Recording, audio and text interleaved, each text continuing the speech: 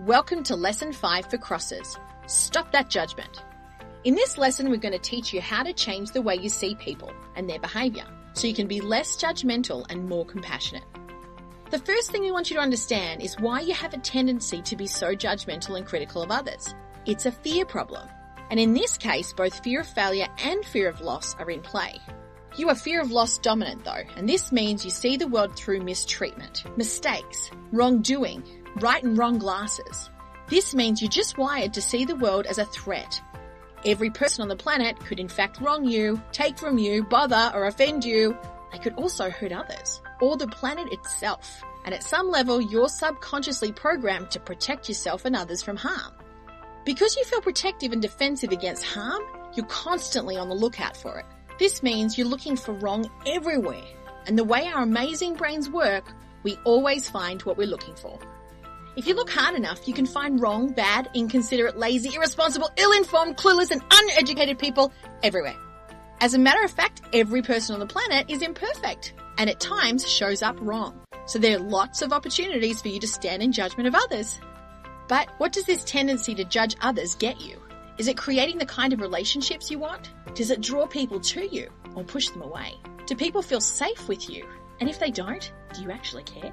We realise that some of you don't. You like the way you are. You don't see much reason to change. But if you're unhappy with the current state of your relationships, your tendency to be critical, snap at others, correct them, get angry with them or judge their choices probably has something to do with it. In this lesson, we're going to teach you 4 ways to let go of judgment and create better relationships. Number 1, let people be wrong. Because you highly value ideas. Right and wrong matter to you, and we get that. But there are times where people, their feelings and their self-esteem need to matter more than the ideas and opinions. We know this is hard for you to hear because you really think right and wrong matter more. But if you want to have better relationships, you have to put people first. This means actually honouring and respecting their right to see the world as they see it, do things their own way, and even hold opinions you disagree with. You can still disagree in your head, but just don't disagree out loud. Out loud, you can make comments like, "I understand how you might see it that way," or "You have an interesting viewpoint. It's different from mine, but I respect that." As much as possible, practice letting them be wrong without correcting them, reminding yourself that other people can be different or think different and still have the same value as you. Number 2, remember they are different, but they have the same value. In Lesson 2, we taught you the power of changing your policy on human value and seeing all humans as having the same. You might want to keep listening to the Shape Up subconscious audio recording, You Are Good Enough. It'll help you internalize this principle. Number 3, their journey is none of your business. Every person on the planet is experiencing a completely unique, one-of-a-kind classroom journey, and you cannot ever compare yours with theirs. No one else will ever get your parents, your upbringing, your experiences and knowledge, even if they are the same shape. This means we cannot compare journeys and we cannot stand in judgment on how they're doing things in their classroom. We haven't walked a mile in their shoes. We have no idea what they've been through. Your job is to focus on your classroom journey and be the best version of yourself you can be.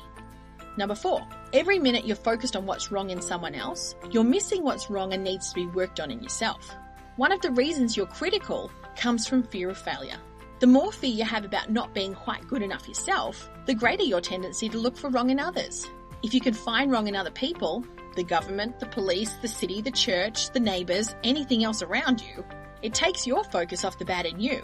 That's really the reason you do it. It feels safer. You subconsciously believe if you can see bad enough around you, then it somehow makes you the good guy.